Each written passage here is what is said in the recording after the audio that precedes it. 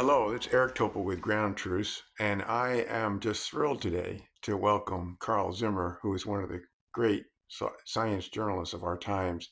He's written 14 books.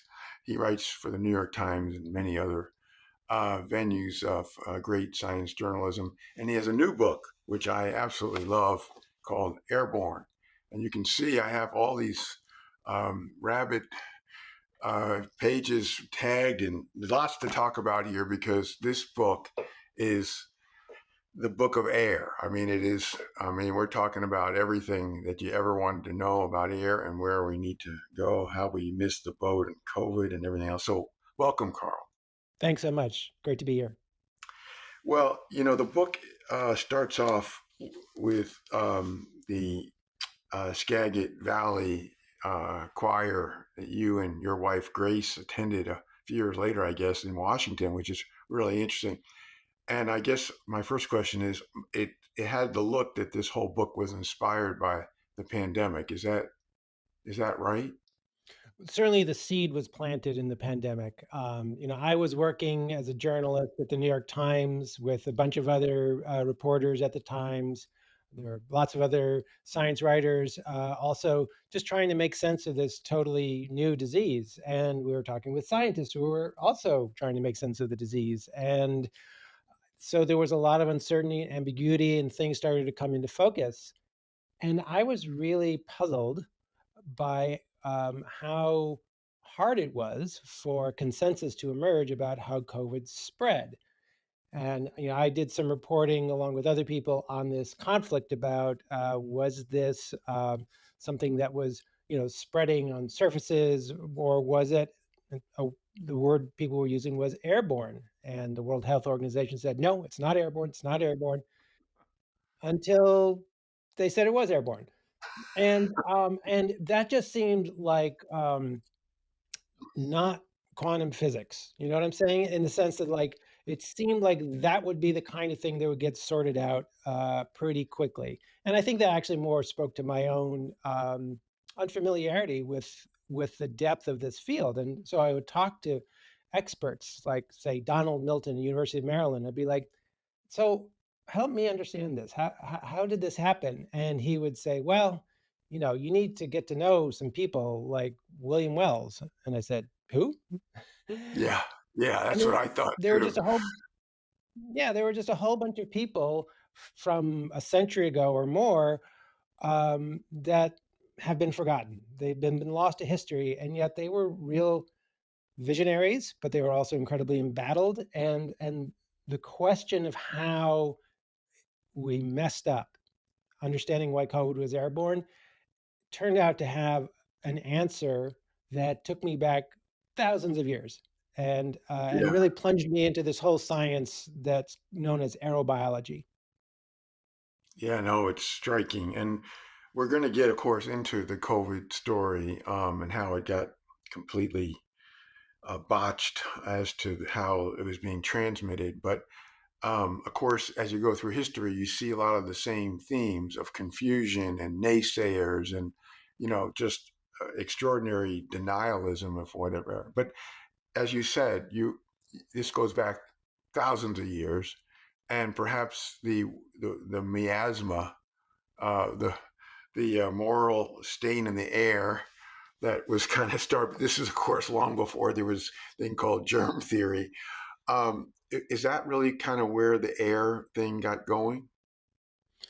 Well, it's certainly some of the earliest evidence we have that people were looking at the air and thinking about the air and thinking there's something about the air that matters to us. Yeah, Aristotle thought, well, there's clearly something important about the air. Like life just seems to be revolve around breathing, and he didn't know why. And Hippocrates felt that there could be this stain on the air, this corruption of the air, and this could explain why a lot of people in a particular area, young and old, might suddenly all get sick at the same time. Um, and so he put forward this miasma theory. And there were also people who were like looking at farm fields and asking, well, why? are all my crops dead suddenly? Like, what happened? And there were explanations that, God sent something down to punish us because we've been bad. Um, and so, or even that the air itself had a kind of miasma that affected plants as well as animals. So these ideas were there, certainly there, well over 2,000 years ago.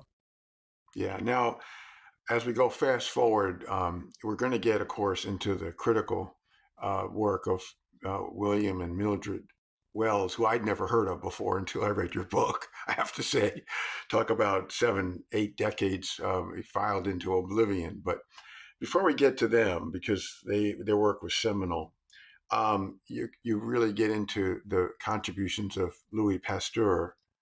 Maybe you could give us a skinny on what his contributions were, because I was unaware of his work in the glaciers, mer de glace, and figuring out what was going on in the air. So, what did he really do to help this field? Yeah, and this is another example of how we can kind of twist and deform history. Louis Pasteur is a household name. People know who Louis Pasteur is. People know about pasteurization of milk. Pasteur is associated with vaccines. Pasteur did other things as well, and he was also perhaps the first aerobiologist because he got interested in the fact that, say, in a factory where beet juice was being fermented to make alcohol, sometimes it would spoil. And he was able to determine that there were some what we know now are bacteria that were getting into the beet juice, and so it was interrupting the usual fermentation from the yeast. That in itself was a huge discovery. And but he was saying, well, wait, so why are there these what we call bacteria in the spoiled juice?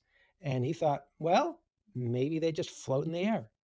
Uh, Yeah, and this was really a controversial idea in, say, 1860, because even then there were many people who were persuaded that when you found microorganisms in something, they were the result of spontaneous generation.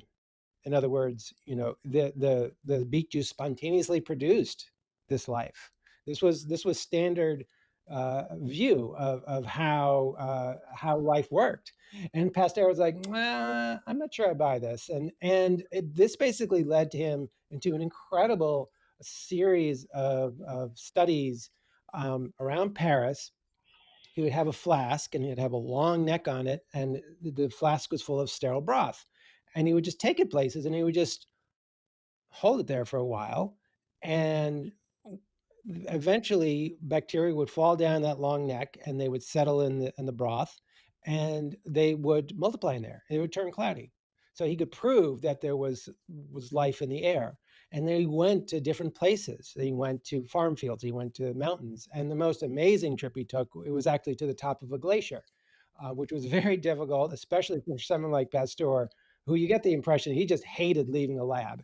This was not a rugged outdoorsman at all. But there he is, clambering around on the ice with this flask, raising it over his head, and he caught bacteria there as well.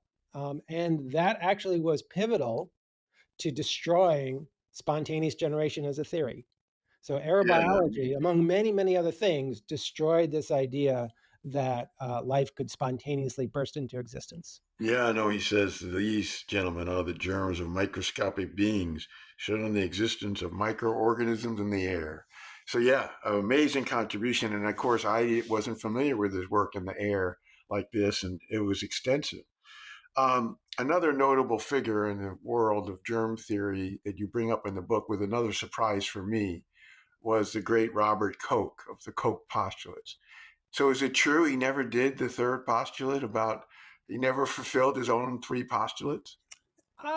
Not quite. Yeah, so he had these ideas about what it would take to actually show that some particular pathogen, a germ, actually caused a disease, and that involved isolating it from patients, culturing it outside of them, and then actually experimentally infecting an animal and showing the symptoms again. And he did that with things like anthrax and tuberculosis. Like he nailed that. But then when it came to cholera, eh, he went. There was this huge outbreak in Egypt, and people were still battling over what caused cholera. Was it miasma? Was it corruption in the air, or was it, as Koch and others believe, some type of bacteria? And he found a particular kind of bacteria in the stool of people who were dying or dead of cholera, and he could culture it, and he consistently found it. And when he injected animals with it, it just didn't quite work. Okay. Yeah. Yeah, So at least for cholera, the Koch's third postulate of injecting in animals reproducing the disease maybe not was fulfilled. Okay, that's good. Now, yeah, there's a lot of other players here. I mean, with Fred Meyer and Charles Lindbergh getting samples in the air from the planes, and Carl Flug, and before we get to the wells, I just want to mention these naysayers like Charles Chapin, Alex Langer. The fact that they said, well, people that were sensitive to pollen, it was just neurosis, it wasn't the pollen. I mean, just amazing stuff. But anyway, the principles of what I got from the book was the wells, the husband and wife, very interesting characters who eventually even split up, I guess. But can you tell us about their contributions, because they're really notable when we look back? yeah, they really are. And, although by the time they had died, around 1960, they were pretty much forgotten already. Um, and yet, in the 1930s, the two of them, first at Harvard and then at the University of Pennsylvania, did some incredible work to actually challenge this idea that airborne infection was not anything real, or at least nothing really to worry about. Because once the miasmas had been cleared away, people who embraced the germ theory of disease said, look, we got cholera in water, we've got yellow fever in mosquitoes, we've got syphilis in sex, we have all these ways that germs can get from one person to the next. We don't need to worry about the air anymore. Relax. And William Wells thought, I don't know if that's true. And he actually invented a new device for actually sampling the air, a very clever kind of centrifuge, and he started to discover actually there's a lot of stuff floating around in the air. And then with a medical student of his, Richard Riley, started to develop a physical model. How does this happen? Well, you and I are talking. As we are talking, we are expelling tiny droplets, and those droplets can potentially contain uh, pathogens. We can sneeze out big droplets or cough them too. Really big droplets might fall to the floor, but lots of other droplets will float. They might be pushed along by our breath, like in a cloud, or they just may be so light they just resist gravity. And so this was the basic idea that he put forward. And then he made real headlines by saying, like, well, maybe there's something we can do to these germs while they're still in the air to protect our own health, in the same way you'd protect water so that you don't get cholera. And he stumbled on ultraviolet light. So basically, you could totally knock out influenza and a bunch of other pathogens just by hitting these droplets in the air with light. And so the Wellses, they were very difficult to work with. They got thrown out of Harvard. Fortunately, they got hired at Penn, and they lasted there just long enough that they could run an experiment in some schools around Philadelphia. And they put up ultraviolet lamps in the classrooms. And those kids did not get hit by a huge measles outbreak that swept through Philadelphia not long afterwards. Yeah, I mean, it's pretty amazing. I had never heard of them. And here they were. They were prescient. They did the experiments. They had this infection machine Yes. where they could put the animal in and blow in the air. And, it was basically like the Koch's third postulate here of inducing the illness. He wrote a book, William. He's a quote, pretty confident fellow. The book is not for here and now, it is from now on. Yeah. So he wasn't a really kind of a soft character. He was pretty strong, I guess. Do you think his kind of personality and all the difficulties that he and his wife had contributed to why their legacy was forgotten by most?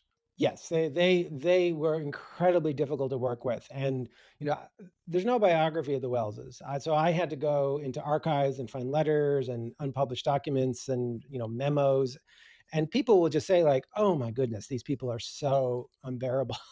They were just they just were fighting all the time, they were fighting with each other, they were peculiar, particularly William was terrible with, language, and just people couldn't deal with them. And so they were because they were in these constant fights, they had very few friends. And when you have a big consensus against you and you don't have very many friends to not even to like help you keep a job, it's not gonna turn out well, unfortunately. So Yeah, they yeah. they did themselves no favors, Mm. but it is still really remarkable and sad just how much they figured out, which was then dismissed and forgotten. Yeah, I mean, I'm just amazed by it because, it's telling about your legacy in science. You want to have friends. You want to be, I think, received well by your colleagues in your community. And when you're not, you could get buried. Your work could get buried, and it kind of was until, for me at least, your book, Airborne. Now, um, we go from that time, which is 7 years, 70, 60, 70 years ago, to fast forward H1N1 with Lindsay Marr. Lindsay Marr from Virginia Tech, who in 2009 was already looking back at the Wells work and saying, "Wait a minute, there's something here, that this doesn't compute," kind of thing. Yeah. Can you give us the summary about Lindsay? Of course, we're going to go to 2018 again, all before the pandemic, with Lydia. But let's first talk about Lindsay. Sure. So Lindsay Marr belongs to this new generation of scientists in the 21st century who start to individually rediscover the Wellses. And now in Lindsay Marr's case, you know, she uh, she was studying air pollution. She's a atmospheric scientist, and she's at Virginia Tech, and she and her husband are trying to juggle their jobs and raising a little kid, and their son is constantly coming home from daycare because he's constantly getting sick, or there's a bunch of kids who are sick there, and so on, and that got Lindsay Moore actually really curious, like. What's going on? Because they were being careful about like washing objects and so on and doing their best to keep the kids healthy, and she started like looking into ideas about transmission of diseases. And she got very interested in the flu because in 2009, there was a new pandemic. In other words, that you had this new strain of influenza surging throughout the world. Um, and so she said, well, let me look at what people are saying. And as soon as she started looking at it, she just said, well, people are saying things that, as a physicist, I know make no sense. They're saying that droplets bigger than 5 microns just plummet to the ground, and so all and in a way that was part of a sort of general rejection of airborne transmission. And she said, "Look, I mean, I teach this like every year. I just go to the blackboard and derive a formula to show that particles much bigger than this can stay airborne. So there's something really wrong here." And she started spending more and more time studying uh, airborne disease, and she kept seeing the wells as being cited. And she was like, "Who are these?" Didn't know who they were, and she had to like dig back because finding his book is not easy. I will tell you Mm, that you can't mm, buy it on Amazon. It's like it was mm. a total flop. Wow. Yeah, and eventually she started reading his papers and getting deeper in it. And she was like, "Huh." Like, he was pretty smart, and he didn't say any of the things that people today are claiming he said. Like, there's a big disconnect here, and that led her into join a very small group of people who really were taking the idea of airborne infection seriously in the early 2000s. Yeah, I mean, it's pretty incredible because had we listened to her early on in the pandemic and many others that we're going to get into, this wouldn't have gone years of neglect of airborne transmission of COVID. Now, in 2018, there was, I guess, a really important TEDMIT talk by Lydia. I don't know how you pronounce her last name, Borbarilla or something like that. Boriba? Oh yeah, yeah. And she basically presented graphically. Of course, all this stuff is more strained for people to believe because of the invisibility story. But she, I guess, gave demos that were highly convincing to her audience. If only more people were in her audience, right? That's right, that's right, yeah, so Lydia was, uh, again, not an infectious disease expert at first. She was actually trained as a physicist. She studied turbulence, like what you get in spinning galaxies or spinning, water in a bathtub, as it goes down the drain. But, she was very, taken aback by the SARS outbreak in 2003, which did hit Canada where she was a Mm, student, mm, and it really got her getting interested in infectious diseases, emerging diseases, and, asking herself, like, what tools can I bring from physics to this? And she looked into a lot of different things, and, she came to MIT MIT is where Harold Edgerton built those magnificent stroboscope cameras, and we've all seen these stroboscope images of, the droplets of milk, frozen in space, or, a bullet going through a card or things like that he made in the 1930s and 40s and so on. Well, one of the really famous images that was used with those cameras was a sneeze.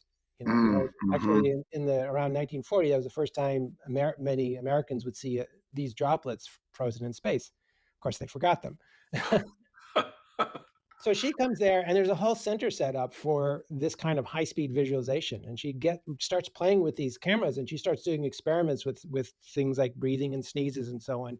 But now she's using digital video, and she discovers that she goes and looks at William Wells' stuff. She's like, "That's pretty good, but it's pretty simple. It's pretty crude." I mean, of course it is. It was in the 1930s. So she brings, like, a whole new sophistication of physics to studying these things, Mm, and she mm. finds that, especially with a sneeze, um, Yeah.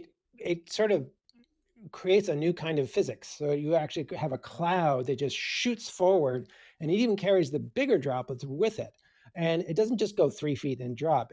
In her studies, looking at her video, it could go 10 feet, 20 feet. It could just keep going, going, and going. 27 feet, I think I saw. Yeah, right. Yeah, it just keeps on going. And so in 2018, she gets up and, at one of these TED-Med talks and, gives this very, impressive talk with lots of pictures.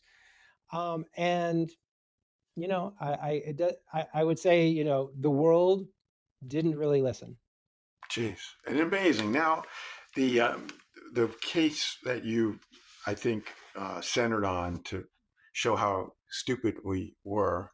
Uh, Not everyone, not this group of 36 we're going to talk about. Not everyone, but the rest of the world, like the WHO and the CDC and others, was this choir, the Skagit Valley Chorale in Washington State. Washington State. Now, this was in March 2020, early on in the pandemic. There were 61 people exposed to one symptomatic person, and 52 were hit with COVID. 52 out of 61, only eight didn't get COVID. 87% attack rate. Eventually, was written up by an MMWR report that we'll link to. This is extraordinary because it defied the idea of that it could only be liquid droplets, right? So why couldn't this early event, which was so extraordinary, uh, opened up people's mind that there's not this 6 foot roll, and it's all these liquid droplets and the rest of the whole story that was wrong. I think there's a whole world of psychological research to be done on Mm, why people accept or don't accept scientific research. And I'm not just talking about, like, the public. Like, this is a question about how science itself works. Because, there were lots of scientists who, looked at the claims that Lindsay Marr and others made about the Skagit Valley Chorale outbreak and said, I don't know, I'm not convinced. You know, you didn't culture viable virus from the air. How do you really know? Like, really. yeah, I'm not I caricaturing it like, the people have said that in print. So it does raise the question of, a deep question, I think, about, what w how does science, judge what the right standard of proof is to interpret things like how diseases spread and also how to set public health policy. But you're certainly right that in March 10th, there was this outbreak, and it's by the end of March it had started to make news, and because the public health workers were figuring out all the people who were sick and so on, and people like Lindsay Marr were like, "This kind of looks like airborne to me," but yeah, yeah. they wanted to do a closer study of it.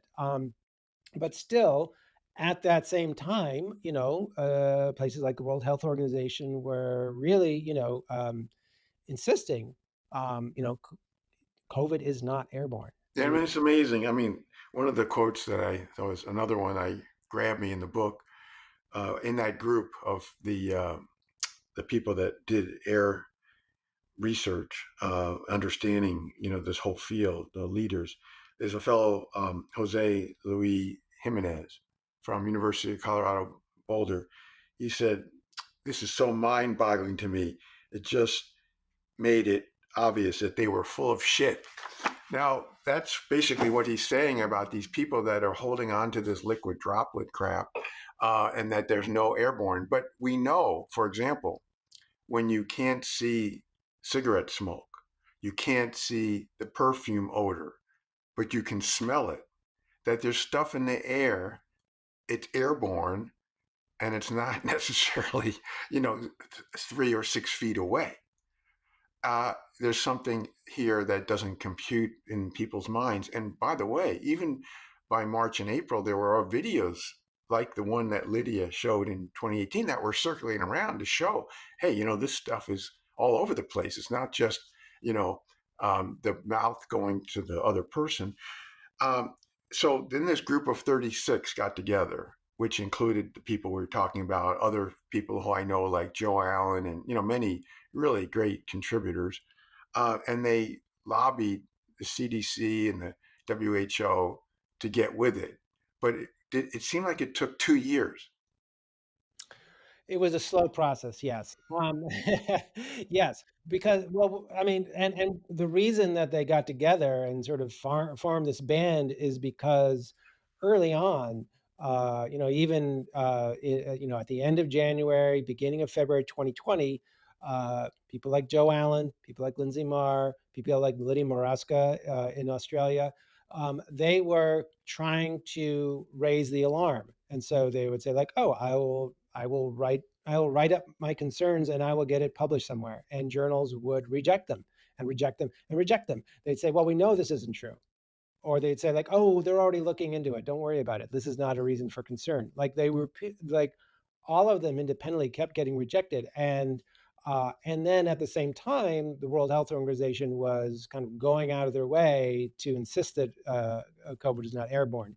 And so Lydia Maraska kind of just said like, "Oh, we have to do something." And she, from her home in Australia, marshaled first this group of 36 people, and they tried to get the World Health Organization to listen to them, and they really felt very rebuffed. Didn't really work out. So then they went public with a very strong open letter, um, and the New York Times and other publications covered that, and that really started to get things moving. But still, these guidelines and so on were incredibly slow to be updated, let alone what people might actually do to sort of safeguard us from an airborne disease. Well, yeah, I mean, we went from March 2020 when it was Captain Obvious with the choir to the end of 2021 with Omicron before this got uh, recognized, which is amazing to me when you look back, right? That here you've got millions of people dying and getting infected, getting long COVID, all this stuff, and we have this denial of what is the real way of transmission. Now, this was not just a science conflict. This is that we had people saying you don't need to wear masks. people like Jerome Adams, the Surgeon General, people like Tony Fauci, before there was an adjustment later. Oh, you don't need masks. You just stay more than 6 feet away. And meanwhile, the other parts of the world, like as you pointed out in Japan with the three C's, they're already into, hey, this is airborne, and don't go into rooms indoors with a lot of people and clusters and whatnot. How could we be this far off where the leading public health, and this includes the CDC, are giving such bad guidance that basically was promoting COVID spread? I think there are a number of different reasons, and I've tried to figure that out, and I've talked to people like Anthony Fauci to try to better understand what was going on. And there was a lot of ambiguity at the time, and a lot of mixed signals, and also, but I think that also in the United States in particular, we were dealing with a really bad history of preparing for pandemics in the sense that, you know, Yeah. the United States actually had said, like, we might need a lot of masks for a pandemic, which implicitly means that we acknowledge that, the next pandemic might, to some extent, be airborne. You know, Mm, like mm, at least our healthcare folks are going to need masks, good masks, and they stockpiled them, and then they started using them, and then they didn't really replace them very well, and supplies ran out or they got old, so you had someone like Rick Bright, who was, a public health official in the administration in January 2020, like trying to tell everybody, like, "Hey, we need masks," yeah. and people are like, "Don't worry about it. Don't worry about it." Like, look, if we have a problem with masks, he said this, and he recounted this later. Look, if the health workers run out of masks, we just tell the public just to not use masks, and then we'll have enough for the health workers. And Bright was like, "That makes no sense. Like, what? That makes no sense." And lo and behold, um, there was a shortage among American health workers, and China was having its own health shortage, so they were going to be helping us out, and it was chaos. And so, like, a lot of those messages about, telling the public don't wear a mask was, don't wear a mask.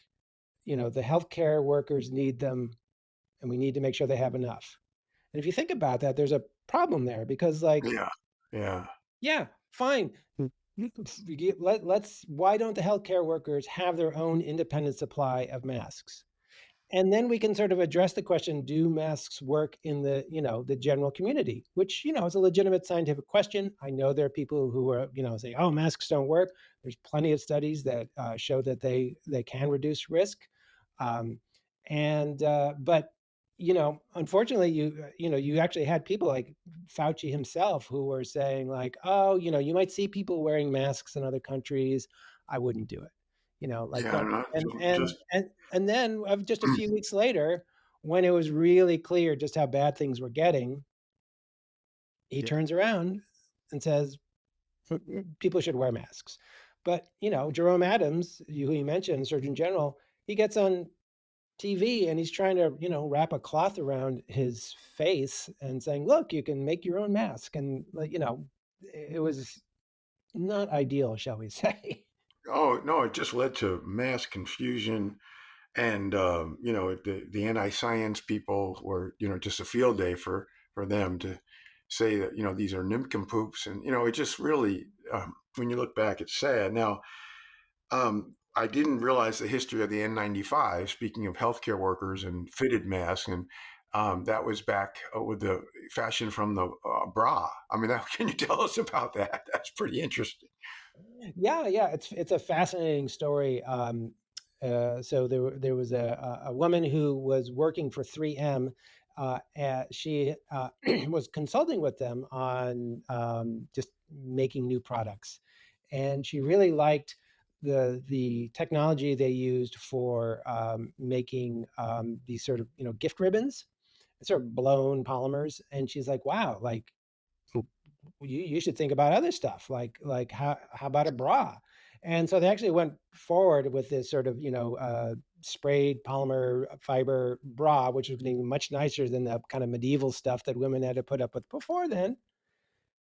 And then, she's at the same time spending a lot of time in hospitals because a lot of her family was sick with various ailments. And she was looking at these, doctors and nurses who were wearing masks, which just weren't fitting them very well. And she thought, wait a minute, like I could, Yeah. you could take a bra cup and just basically fit it on people's faces.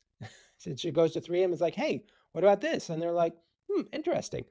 And it at first it didn't seem actually like it worked well against viruses and other pathogens, but it was good on dust, and so it started showing up in hardware stores in the 70s.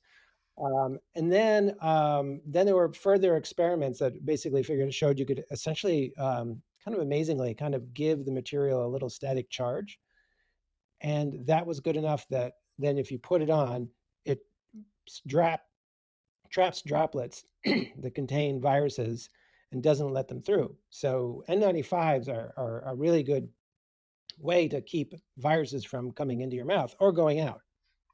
Yeah, well, I mean, it's striking too, because in the beginning, as you said, when there finally was some consensus that masks could help, there wasn't differentiation between cotton masks, surgical masks, KN95s, and so all this added to the mix of ambiguity and confusion. Um, so we get to the point finally that we understand the transmission. It took way too long, and that kind of tells the COVID story. And towards the end of the book, you're back at the Skagit Valley Corral. It's a full circle, just amazing story. Now it also brings up all lessons that we've learned and where we're headed with this whole knowledge of the Air-Borne, which is fascinating. I didn't know that we breathe 3,000 gallons a day of air, each of us. Wow. I didn't know. Well, of course, air is a vector disease, is a vector for disease. And of course, going back to the wells, the famous wells that have been, brought them back to light about how we're aerial oysters. Yeah. So these things in the air, which we're going to get to, the California fires, for example, they travel a long ways, right? I mean, we're not talking about 6 feet here. We're You talking about. Can you tell us a bit about that?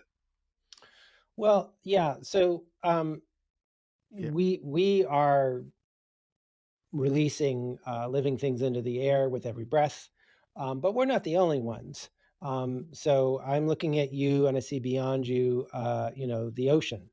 And the Pacific Ocean, every time those waves crash down on the surf, it's spewing up vast numbers of tiny droplets, kind of like the ocean's own lungs, spraying up droplets, some of which have bacteria and viruses and other living things, and those go up in the air. The wind catches them and they blow around. Some of them go very, very high, many, many miles. Some of them go into the clouds, and they do blow all over the place. And so there's actually a science that's really starting to uh, grow, come into its own of studying the planetary wide pattern of the flow of life, not just from oceans, but from the ground. Things come out of the ground all of the time. The soil is rich with microbes, and those are rising up. Of course, plants. We're familiar with plants having pollen, but plants themselves are also slathered in fungi and other organisms. They shed those into the air as well. Um, and so you just have this tremendous swirl of life, that how high it can go, nobody's quite sure. They can certainly go up maybe 12 miles. Some expeditions, rocket missions have claimed to find them 40 miles in the air. Mm, mm, It's not clear, but we're talking 10, 20, 30 miles up yeah. is where all this life gets. So people call this the aerobiome. and we're living in it. It's like we're in an ocean and we're breathing in that ocean. And so you are breathing in some of those organisms literally with every breath. Yeah, no, it's extraordinary. I mean, it really widens the book takes us so much more broad than the narrow world of COVID and how that got all off track and gives us the big picture. One of the things that happened more recently post COVID was finally in the US, there was the commitment to make buildings safer. That is, adopting the principles of ventilation, filtration. And I wonder if you could comment at that. And also, do you use your CO2 monitor that you mentioned early in the book? Because a lot of people haven't gotten onto the CO2 monitor. Yes, I do have a CO2 monitor. It's in the other room. And I take it with me, partly to protect my own health, but also partly out of curiosity because carbon dioxide in the room is actually a pretty good way of figuring out, how much ventilation there is in the room and what your potential risk is of getting sick if someone is breathing out COVID or some other airborne disease. They're not that expensive and they're not that big, and taking them on planes is particularly illuminating. It's just incredible just how high the carbon dioxide rate goes up Mm, when mm, you're sitting on the plane. They've closed the doors, you haven't taken off yet. Shoots way up. Once you get in the air and the filter system starts up, it starts going down, which is good. But then you land and back up again. yeah. But in terms of when we're not flying, we're spending a lot of our time indoors. And yeah, so um, Yeah. you use the word commitment to indoor air Or quality standards. talk big, but where there's missing is the money and the action, right? I think commitment is putting it a little strongly. Yeah. The Sorry about Biden that. administration is setting targets. They're encouraging that people meet certain targets. And those people you mentioned, like Joe Allen at Harvard, have actually been uh, putting together standards, like saying, like, okay, let's say that when you build a new school or a new building, let's say that you make sure that you don't get carbon dioxide readings above this rate. Let's try to get 14 liters per second per person of ventilated fresh air. Let's make that. And they're actually going further. They've actually said now, like, we think this should be law. We think these should be government mandates. Right. We have government mandates for clean water. we Right. have we have government mandates for clean food. We don't just say, like, it'd be nice, if your bottled water didn't have cholera in it. Like, we'll make a little prize. Who's got the least cholera in their water? We don't do that. We don't expect that. We expect more. We expect, like, when you get the water, or if you get, you know, anything, you expect it to be clean, and you expect the people to be following the law. So what Joseph Allen, Lydia Moroska, Lindsay Marr, and others are saying is, like, okay, let's have a law. Yeah. Yeah. No, and I think that distinction. I've interviewed Joe Allen and Lindsay Marr on Ground Truths, and they've made these points. And we need the commitment, I should say. We need the law because otherwise, it's a good idea that doesn't get actualized. And we know how much keeping ventilation would make schools safer. Uh, right. Just to jump in for a second, just to circle back to William and Mildred Wells. None of what I just said is new. Richard and Mildred Wells were saying over and over again in speeches they gave, in letters they wrote to friends. They were like, we've had this incredible revolution in the early 1900s of getting clean water and clean food. Yeah. Why don't we have clean air yet? We deserve clean air. Everyone deserves clean air. And Yeah. so really all that people like Lindsay Marr and Joseph Allen and others are doing is trying to finally deliver on that call almost a century later. Yeah. Totally. That's amazing how it's taken all this time and how much disease and morbidity could, even death, could have been prevented. Um, Before I ask about planning for the future, I do want to get your comments about the dirty air with the particulate matter less than 2.5 particles. And what we're seeing now with wildfires, of course, in Los Angeles, but obviously they're just part of what we're seeing in many parts of the world, and what that does, what that carries. So, the dirty air, but also what we're now seeing with the crisis of climate change. Yeah, so, if you inhale, smoke from a wildfire, it's not going to start, growing inside of you, but those particles are going to cause a lot of damage. They're gonna cause a lot of inflammation. They can cause not just, lung damage, but they can potentially cause a bunch of other medical issues. And unfortunately, you know, climate change plus, the sort of increasing sort of urbanization of these kinds of environments like in Southern California where fires it's a fire ecology already.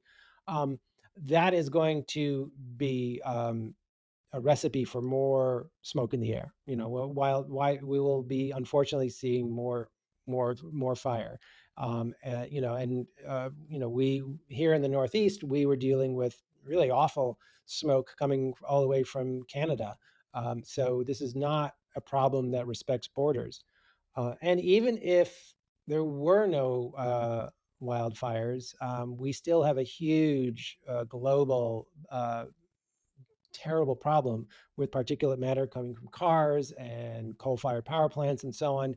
Uh, you know, Several million people, their lives are cut short every year, just day in, day out. And you can see pictures in places um, you know, uh, like Delhi and India and so on. But you know, there are lots of avoidable deaths in the United States as well because we're starting to realize that even what we thought were nice low levels of air pollution probably are still killing a fair more people than we realized. Yeah, I mean, just this week in Nature is a feature on how this dirty air pollution, the urbanization, is leading to brain damage, Mhm. Alzheimer's, but also, as you pointed out, increases everything, all cause mortality, cardiovascular, various cancers. I mean, it's just bad news, and it fits into this where And one way in which the aerobiome intersects with what we're talking about is that those little particles floating around, um, things can live on them. And certain species can ride along on these little particles of pollution, and then we inhale them. And there's some studies that seem to suggest that maybe pathogens are really benefiting from riding around on these. And also, the wildfire smoke is not just lofting just bits of dead plant matter into the air, it's lofting vast numbers of bacteria and fungal spores into the air as well, and then those blow very, very far away. Um, it's possible that long distance winds can deliver fungal spores and other microorganisms that can actually cause certain diseases. There's Kawasaki disease or valley fever and so on. So yeah, so everything we're doing is influencing the aerobiome. We're changing the world in so many ways. We're also changing the aerobiome. Yeah, and to your point, there were several reports during the pandemic that air pollution potentiated SARS-CoV-2 infections because of that point that you're making. That is, the as a carrier. Well, it might.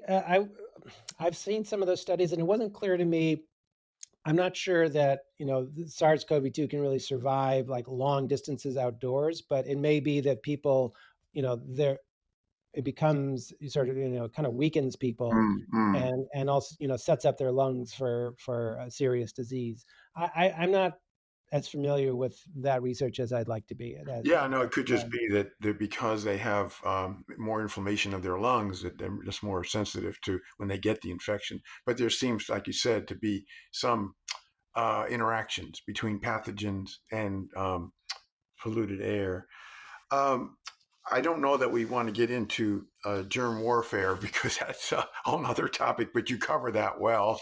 It's very scary stuff. It's the dark Uh, side of aerobiology. oh my gosh, yes. And then the last thing I wanted just to get into is if we took this all seriously and learned, which we don't seem to do that well in some respects, wouldn't we d- change the way we, like, for example, the way our cities, the way we uh, increase our world of plants and vegetation rather than just basically take it all down? Or what can we do in the future to make our ecosystem with air a healthier one?